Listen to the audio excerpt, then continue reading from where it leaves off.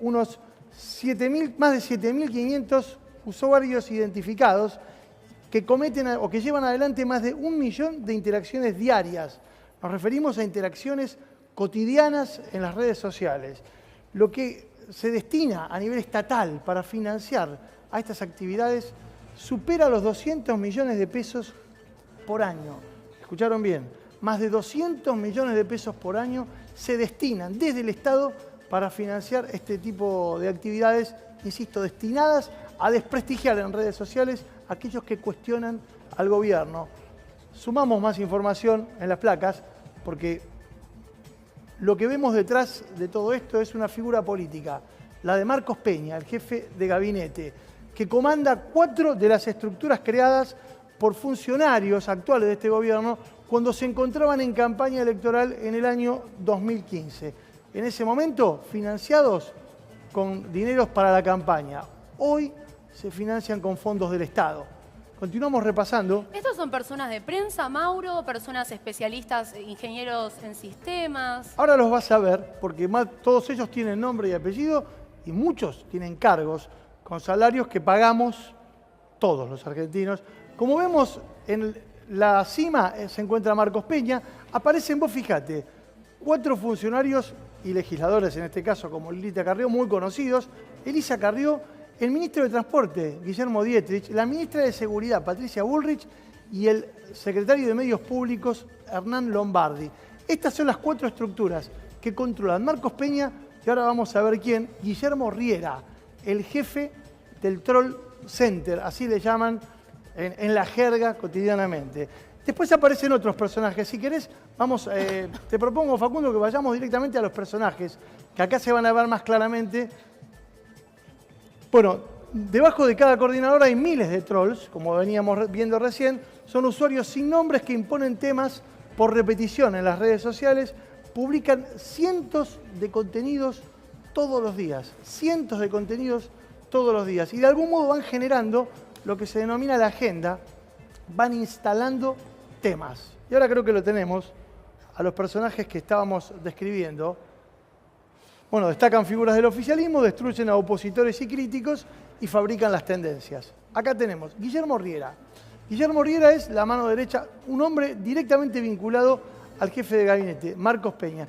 Fue digital media de La Nación, militante de la UCD y es titular de una empresa, G Digital, Sociedad Anónima. Obtuvo mucho dinero en contratos inicialmente con el gobierno de la ciudad y manejó equipos de 40 personas y un presupuesto de 163 millones de pesos.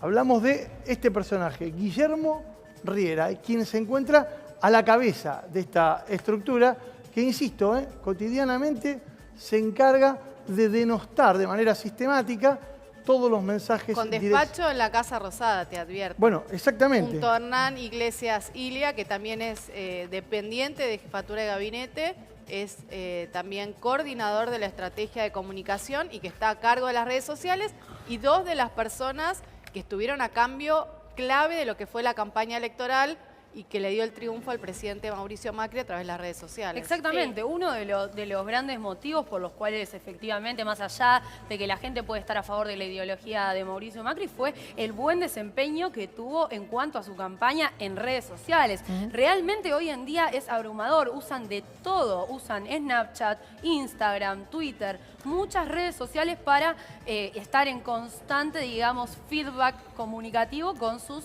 seguidores. Como ustedes dicen, herramientas. Sí, claro, sí, súmalo. Justamente con este tema hay un abogado que es Hermanos, que es abogado de las víctimas de trolls, que habían propuesto un proyecto de ley justamente para resguardar las medidas de seguridad en el ciberespacio, para los usuarios que no están registrados, para poder tener un registro de todo esto, porque esto además hay un problema muy importante, que se sospecha que también utilizan tareas de inteligencia del Estado por fuera del marco de la ley, que atenta contra el derecho constitucional, ¿no? Sigamos repasando, Facu, si querés, los nombres de estos personajes.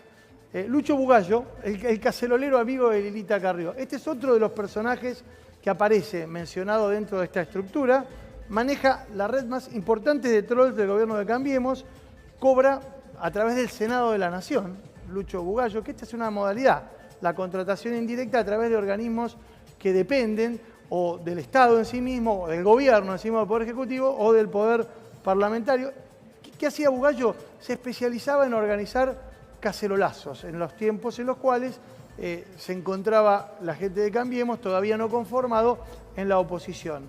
Veamos ahora otro de los personajes mencionados dentro de esta estructura, Nazareno Echepare. Este es interesante porque, fíjense, le pusieron el nombre del operador de la inteligencia venezolana, porque así se dio a conocer. Es abogado, ligado al equipo de abogados de Lilita Carrió, también cobra en este caso como asesor jurídico, pero del Ministerio de Justicia. Su salario oscila entre los 60 y los 65.000 pesos. Y lo que lleva adelante es... El Estado no llegó acá, ¿no? No, es que justamente, más de uno... Yo no puedo decir las fuentes de estas informaciones, pero yo les aseguro que la fuente de esta información no es gente ligada a la oposición. No quiero dar más datos, pero claramente hay mucho malestar porque hay gente que está cobrando salarios de la estructura del Estado que ni siquiera se presentan muchas veces a las oficinas a trabajar, cosa que se les reclama muchas veces a los trabajadores del Estado, y que se dedican desde sus oficinas privadas a hacer este tipo de tareas. Se llama Octavio Paulice. Es el community manager de Guillermo Dietrich, el ministro de Transporte. ¿Cuál era la tarea de este señor? Creaba perfiles falsos de personajes conocidos, de personajes públicos, y a través de estos perfiles, bueno, por ejemplo, creó uno de Jorge Lanata, que llegó a tener, creo que todavía tiene, 1 millón de seguidores. Lanata nunca lo reconoció, pero a partir de la generación de seguidores, lo que hacía eran difundir mensajes y reproducirlos con el objetivo justamente de darle masividad a rumores o a informaciones o a simplemente opiniones que denostaban a quienes no estaban de acuerdo con el gobierno. Este es otro personaje de los claves dentro de la estructura de trolls de Cambiemos. Veamos una placa más. Creo que todavía nos queda un personaje, Facu. A ver. No, acá es interesante esto. Fíjense lo que pasó. Este es un ejemplo claro de lo que pasó con Francisco, con el Papa Francisco.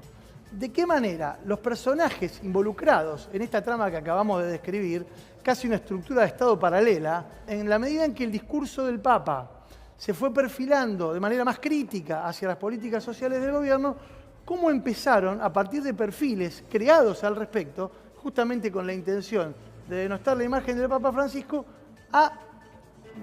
como un goteo, ¿no? A tirar críticas y a empezar justamente... Y eso que dijo Gran Barba, que el Papa no mide, ¿no? Bueno, es que da toda la impresión que en determinado momento el Papa comenzó con sus apreciaciones a jugar en la política interna. Esto es tremendo. Crearon grupos de WhatsApp para incluir a personajes ligados al mundo de la política, de los derechos humanos.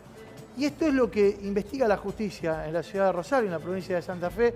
Tenemos al fiscal Gustavo Ponce Asada aquí. ¿Qué tal? ¿Cómo le va, doctor? Buenas tardes, ¿qué tal? Gracias por venir. Por favor. La causa que usted lleva adelante, que usted está instruyendo, tiene la particularidad de que ya tiene detenidos. ¿Podría explicarnos la mecánica que utilizaban estos personajes para atacar a personas que no piensan claramente como las personas que organizaron y financiaron esto? Así es, nosotros recibimos en el mes de marzo 12 denuncias, o sea, 12 personas que fueron a denunciar un hecho, puntualmente en proximidades a la efeméride del Día de la Memoria por la Verdad y la Justicia, esto es el 24 de marzo, y lo que puntualmente denunciaron fue que a través de grupos de WhatsApp, mediante la inclusión coactiva, se proferían distintos tipos de amenazas por parte de grupos pro impunidad o pro dictadura, con nombres muy sugestivos, como por ejemplo muerte a Milagro Sala, Citeli vive, en relación a un sacerdote que fue procesado por los tribunales federales de Rosario como colaboracionista. A ver, quiero entender. Sí. Tomaban los teléfonos de estos militantes de organismos de derechos humanos, luchadores sociales, armaban un grupo que podía tener ¿cuántas personas, por ejemplo? Más de 200 personas como víctimas tenemos. Pero 50 personas son las que pueden haber por grupo, ¿no? Bueno, había más de 200 personas. En diferentes grupos. En diferentes grupos y, bueno, muchos de ellos funcionarios de gobierno, ya sean diputados nacionales, había 2 diputadas nacionales, las diputadas González y De Ponti, dirigentes sindicales, dirigentes estudiantiles, dirigentes de organizaciones sociales